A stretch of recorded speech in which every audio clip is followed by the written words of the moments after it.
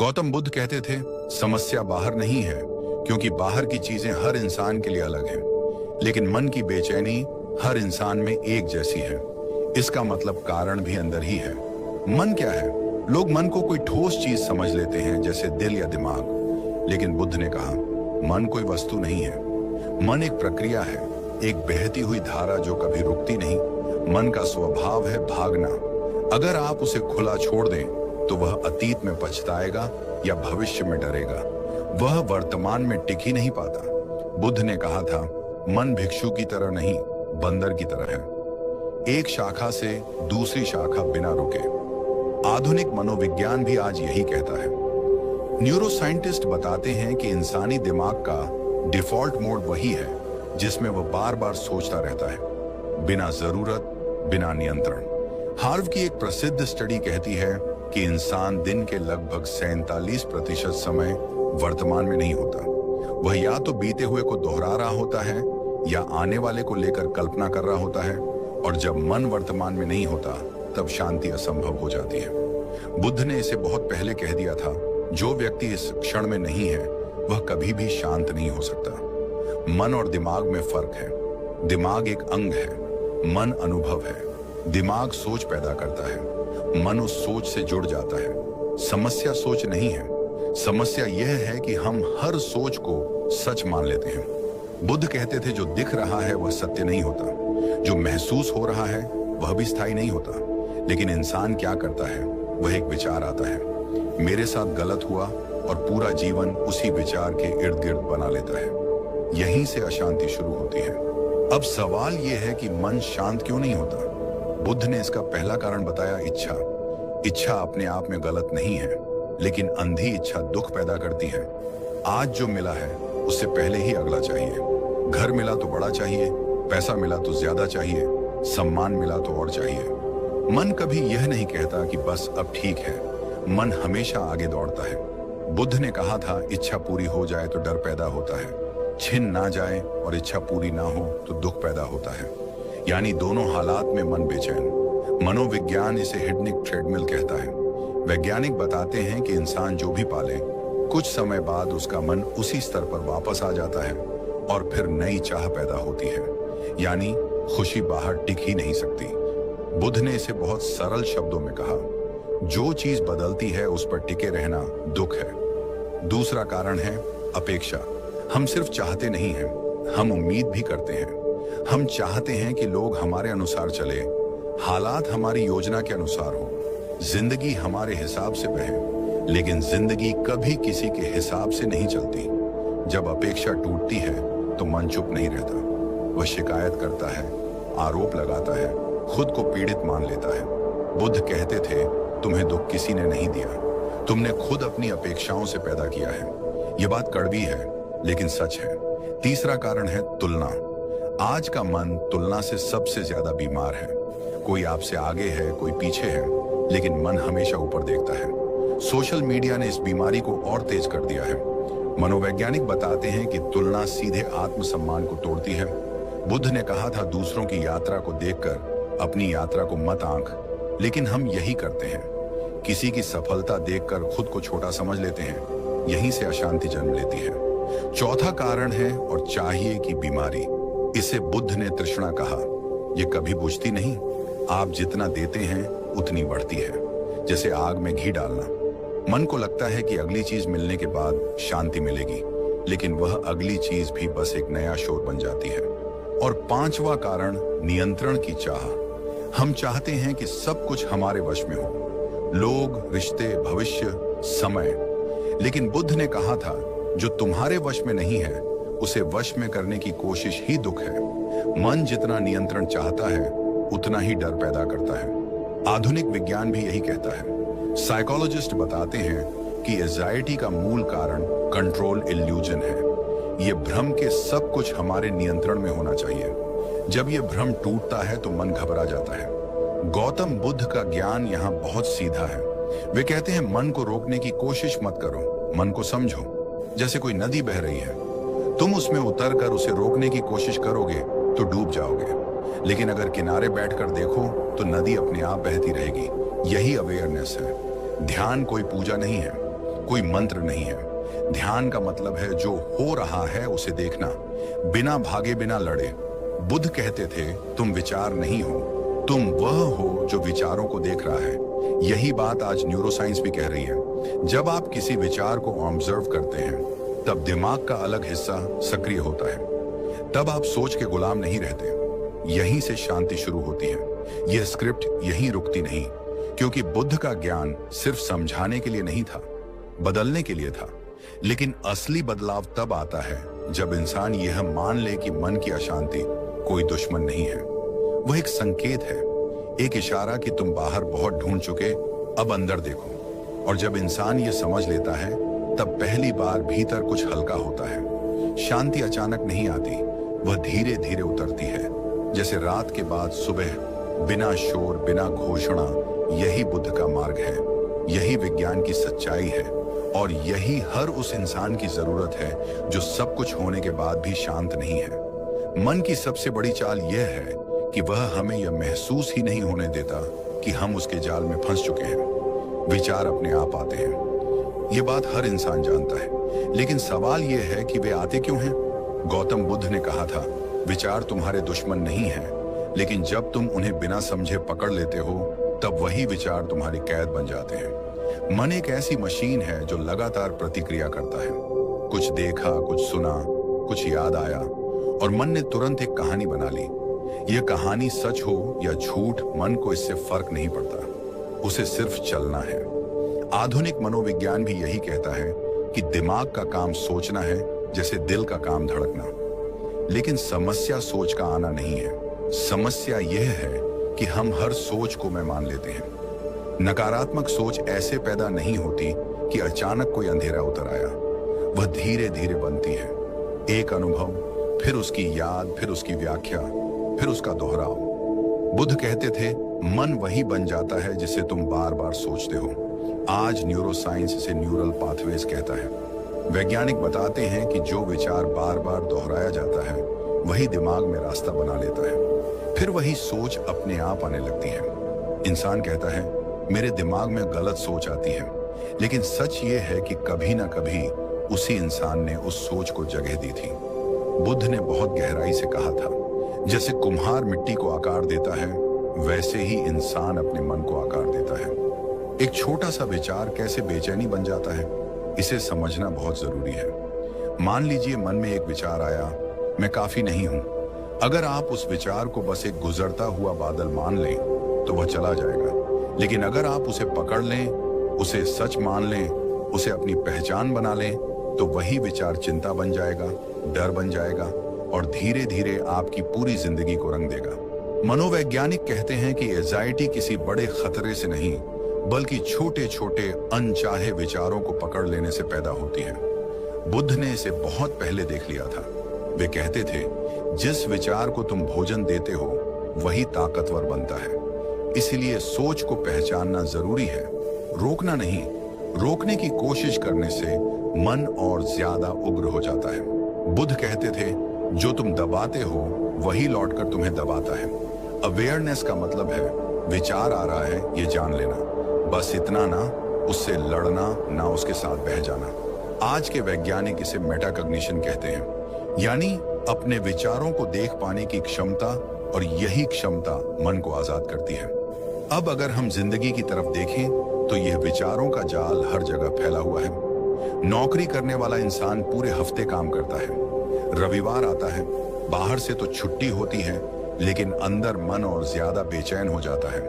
उसे लगता है कल फिर वही चक्र शुरू होगा। ये बेचैनी काम की नहीं है, ये भविष्य के विचारों की है। बुद्ध कहते थे दुख उस चीज से नहीं जो हो रही है, दुख उस सोच से है जो अभी नहीं हो रही चीज के बारे में है। मनोविज्ञान भी कहता है कि संडे एंजाइटी भविष्य की कल्पनाओं से पैदा होती है, ना कि वर्तमान की वास्तविकता से। रिश्तों में देखिए, सब कुछ होते हुए भी खालीपन। लोग साथ हैं, बात भी हो रही है, लेकिन मन संतुष्ट नहीं है। क्यों? क्योंकि मन उस रिश्ते को जैसा है वैसा देखने के बजाय जैसा होना चाहिए था वैसा सोचता है। अपेक्षा और तुलना यहां भी घुस जाती है। बुद्ध कहते थे जब तुम किसी को अपने मन की कल्पना के अनुसार चाहते हो तब तुम उसे नहीं अपनी कल्पना को प्यार कर रहे होते हो, और जब वह कल्पना टूटती है तब खालीपन पैदा होता है। पैसा होने के बाद भी डर क्यों रहता है? क्योंकि मन सुरक्षा चाहता है, स्थायित्व चाहता है। लेकिन बुद्ध ने साफ कहा था, जो बदलता है वह कभी सुरक्षा नहीं दे सकता। पैसा आएगा जाएगा, हालात बदलेंगे, लेकिन मन उसे पकड़ लेता है, उसे स्थायी मान लेता है। मनोविज्ञान इसे लॉस एवर्जन कहता है। खोने का डर पाने की खुशी से बड़ा होता है, इसलिए जितना ज्यादा होता है डर उतना ही बढ़ता है। सोशल मीडिया ने इस जाल को और गहरा कर दिया है। आप अपनी जिंदगी जी रहे हैं, लेकिन मन किसी और की हाईलाइट रील देख रहा है। तुलना की आग यहीं से भड़कती है। बुद्ध कहते थे, तुलना वही करता है जो खुद को नहीं जानता। मनोवैज्ञानिक बताते हैं कि लगातार तुलना आत्मसम्मान को अंदर से खा जाती है। इंसान को लगता है, मैं ही क्यों पीछे हूं। यही मैं ही क्यों वाला सवाल मन को सबसे ज्यादा घायल करता है, क्योंकि इसमें स्वीकार नहीं है, सिर्फ विरोध है। गौतम बुद्ध का मूल संदेश यहाँ बहुत स्पष्ट है। वे कहते हैं, दुख बाहर नहीं पैदा होता, बाहर सिर्फ परिस्थितियां होती हैं। दुख तब पैदा होता है जब मन उन परिस्थितियों से लड़ता है। दो लोग एक ही स्थिति में होते हैं, एक शांत रहता है, दूसरा टूट जाता है। फर्क स्थिति में नहीं, मन की प्रतिक्रिया में है। इसलिए बुद्ध कहते थे, मन को बदलो, दुनिया अपने आप बदल जाएगी। इसका मतलब यह नहीं कि दुनिया सच में बदल जाएगी, बल्कि तुम्हारा अनुभव बदल जाएगा। अपेक्षा छोड़ो, अनुभव अपनाओ। यह बुद्ध का सबसे क्रांतिकारी विचार है। जब तुम हर पल को वैसा ही स्वीकार करते हो जैसा वह है, बिना यह मांगे कि वह अलग हो, तभी शांति जन्म लेती है। मनोविज्ञान इसे एक्सेप्टेंस बेस्ड थेरेपी कहता है। वैज्ञानिक आज वही सिखा रहे हैं जो बुद्ध 2500 साल पहले कह गए थे। और सबसे गहरी बात, पकड़, अटैचमेंट। बुद्ध ने कहा, हम दुखी इसलिए नहीं होते क्योंकि चीजें बदलती हैं। हम दुखी इसलिए होते हैं क्योंकि हम चाहते हैं कि वे ना बदले। किसी इंसान से, किसी पहचान से, किसी विचार से, किसी भूमिका से चिपक जाना, यही अशांति की जड़ है। जब मन पकड़ता है तो डर पैदा होता है, और जहां डर है वहां शांति नहीं हो सकती। बुद्ध का ज्ञान कठोर नहीं है, वह करुणा से भरा है। वे यह नहीं कहते कि तुम गलत हो, वे कहते हैं तुम सोए हुए हो। जागो, देखो, समझो। मन को दुश्मन मत बनाओ, उसे समझो। जैसे ही इंसान यह समझ लेता है कि विचार सिर्फ विचार है, पहचान नहीं, उसी क्षण जाल ढीला पड़ने लगता है। शांति कोई नई चीज नहीं है जिसे बाहर से लाना पड़े, वह पहले से भीतर है। बस मन के शोर ने उसे ढक रखा है। और जब यह शोर दिखने लगता है, तभी सन्नाटा उतरने लगता है।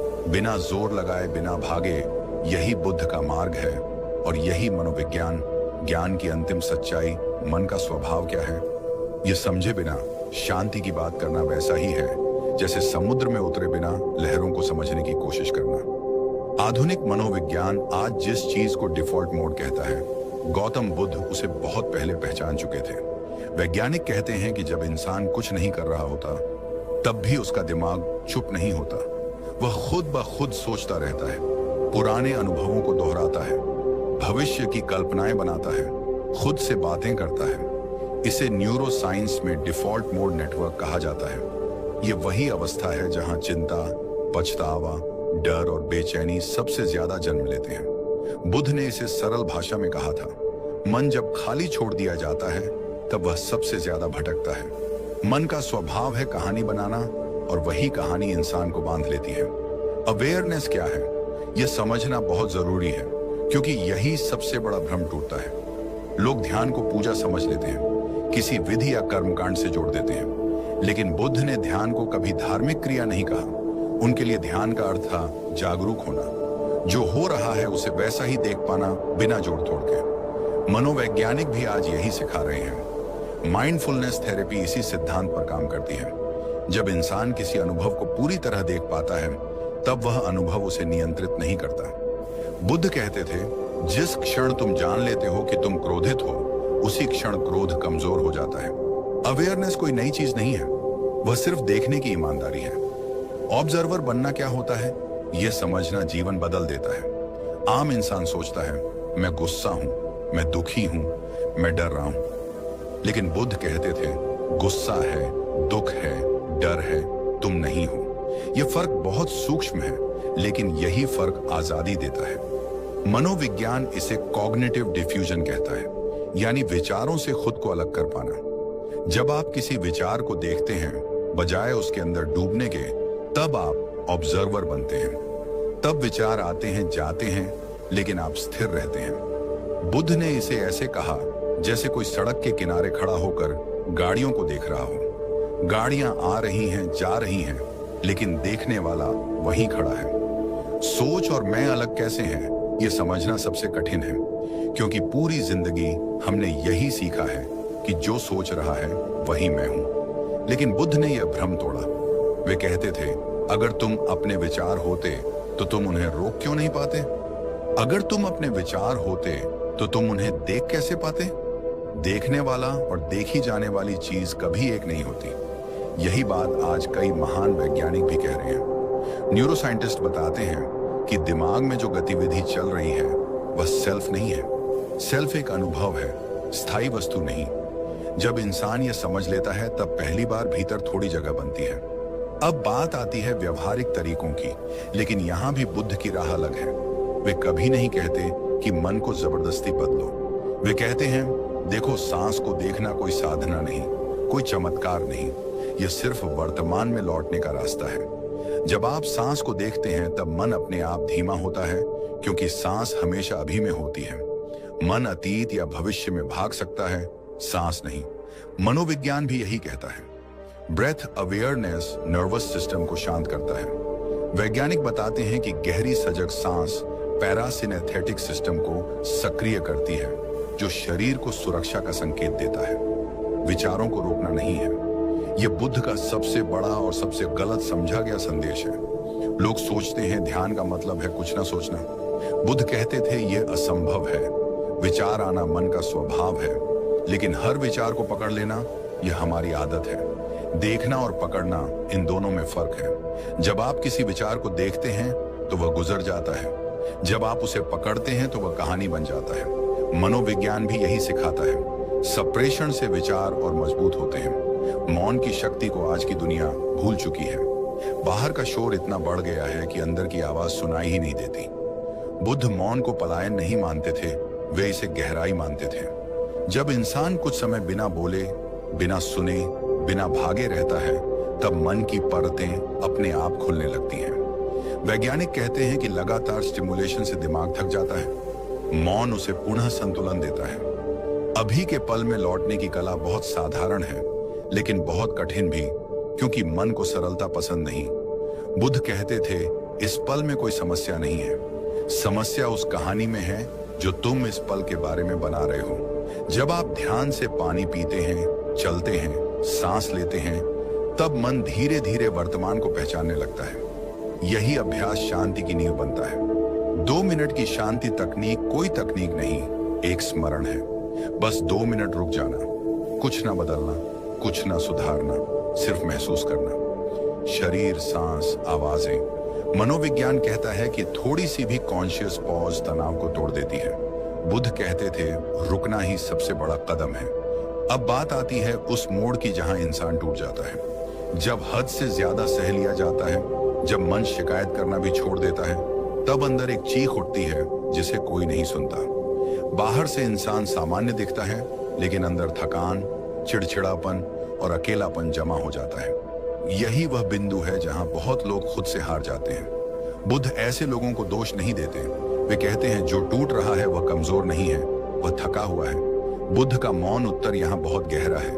वे कहते हैं जब दर्द असहनीय लगे तब उससे भागो मत, बैठो, देखो, महसूस करो, क्योंकि जो महसूस किया गया वही ठीक होता है। मनोविज्ञान भी यही कहता है। सप्रेस्ड पेन कभी नहीं जाता, ऑब्जर्व्ड पेन ट्रांसफॉर्म हो जाता है। अंत में वही सत्य बचता है जिसे बुद्ध बार बार कहते रहे, शांति बाहर नहीं है। चीजें बदलने से मन इसलिए नहीं बदलता क्योंकि मन बदलने का अभ्यास नहीं जानता। आप जगह बदल सकते हैं, लोग बदल सकते हैं, हालात बदल सकते हैं, लेकिन अगर देखने वाला वही है तो अनुभव वही रहेगा। भागने से शांति नहीं मिलती, क्योंकि मन जहां जाता है वहीं साथ चला जाता है। स्वीकार का अर्थ हार मानना नहीं है। स्वीकार का अर्थ है जो है उसे लड़ना बंद करना। जब लड़ाई खत्म होती है तब ऊर्जा बचती है और उसी ऊर्जा से शांति जन्म लेती है। बुद्ध कहते थे, खुद से दोस्ती कर लो। जब इंसान खुद का दुश्मन बनना छोड़ देता है, तब दुनिया अपने आप थोड़ी नरम हो जाती है। शांति कोई उपलब्धि नहीं है, वह एक स्मृति है जो तब लौटती है जब मन चुप होकर सुनना सीख लेता है। अब यह समापन है, इसलिए शब्द भारी नहीं होंगे, सच होंगे। कोई नारा नहीं, कोई दिखावा नहीं, सिर्फ वही बात जो सुनने वाले को चुप करा दे और अकेला महसूस ना होने दे। अगर आपने इस पूरी यात्रा को ध्यान से सुना है, तो अब एक बात साफ दिखने लगती है। मन आपका दुश्मन नहीं है, मन बस समझा नहीं गया है। जिस मन को हम कोसते रहे, जिससे हम भागते रहे, वही मन असल में हमें बचाने की कोशिश करता रहा। बुद्ध कहते थे, मन एक सेवक है, मालिक नहीं। लेकिन समस्या तब पैदा होती है जब सेवक को सिंहासन पर बिठा दिया जाता है। मन डर दिखाता है ताकि आप सतर्क रहें, विचार लाता है ताकि आप सीख सकें, यादें उठाता है ताकि आप संभल सकें। लेकिन जब हम हर डर को सच, हर विचार को आदेश और हर याद को पहचान बना लेते हैं, तब मन भारी हो जाता है। यह उसकी गलती नहीं है, यह हमारी समझ की कमी है। मनोविज्ञान भी आज इसी निष्कर्ष पर पहुंचा है। महान वैज्ञानिक कहते हैं कि दिमाग का काम सोच पैदा करना है, शांति पैदा करना नहीं। शांति कोई ऑटोमेटिक स्टेट नहीं है, वह कल्टीवेटेड स्टेट है, यानी उसे उगाना पड़ता है, जैसे किसान खेत में बीज बोता है। बुद्ध ने बहुत पहले कहा था, शांति कोई ऐसी चीज नहीं है जिसे एक दिन पकड़ लिया जाए और हमेशा के लिए रख लिया जाए। शांति अभ्यास है, रोज का साधारण बिना दिखावे का। जैसे शरीर को रोज भोजन चाहिए, वैसे ही मन को रोज जागरूकता चाहिए। यह बहुत बड़ी गलती है कि हम सोचते हैं एक दिन सब ठीक हो जाएगा। बुद्ध कहते थे, एक दिन नहीं आता, यह दिन आता है, सिर्फ आज और आज भी। अगर आप बस थोड़ा सा रुकना सीख लें, तो बदलाव शुरू हो जाता है। कोई बड़ी साधना नहीं चाहिए, कोई पहाड़ नहीं जाना है, बस एक छोटा कदम। जब मन भटके, उसे वापस लाना। जब विचार दौड़े, उन्हें देख लेना। जब बेचैनी उठे, उसे लड़ने के बजाय बैठ जाना। मनोविज्ञान भी यही कहता है, छोटे छोटे कॉन्शियस एक्शंस लंबे समय में सबसे बड़ा परिवर्तन लाते हैं। रोज थोड़ा थोड़ा बदलने का यही अर्थ है। आज पूरी जिंदगी ठीक नहीं करनी है, आज बस इस पल को ठीक से देखना है। बुद्ध कहते थे, जो व्यक्ति इस क्षण में पूरी तरह है, वही वास्तव में जीवित है। बाकी लोग या तो यादों में फंसे हैं या कल्पनाओं में खोए हुए हैं। और जब आप इस पल में आते हैं, तो आत्मविश्वास अपने आप जन्म लेता है, क्योंकि तब आप जिंदगी से भाग नहीं रहे होते, आप उसका सामना कर रहे होते हैं। उम्मीद कोई झूठा सपना नहीं है। उम्मीद उस क्षण पैदा होती है जब इंसान यह समझ लेता है कि उसे कहीं और नहीं जाना है। जो चाहिए वह यहीं से शुरू होता है। मनोवैज्ञानिक कहते हैं, जब इंसान अपने अनुभव से लड़ना बंद करता है, तब एंजाइटी कमजोर पड़ने लगती है। बुद्ध ने इसे और सरल शब्दों में कहा, जब संघर्ष खत्म होता है, तब शांति शुरू होती है। और अब इस वीडियो के अंत में, अगर आपका मन थोड़ा भी हल्का हुआ है, तो याद रखिए, यह सिर्फ एक वीडियो नहीं था, यह एक इशारा था, एक स्मरण। यह चैनल कोई भाषण देने की जगह नहीं है। यह उन लोगों के लिए है जो अंदर से थक चुके हैं, लेकिन हारना नहीं चाहते। अगर मन भारी है, अगर सवाल बहुत है, अगर अकेलापन चुपचाप भीतर बैठा है, तो जान लीजिए आप अकेले नहीं हैं। बहुत लोग इसी रास्ते पर हैं, बस आवाजें कम हैं।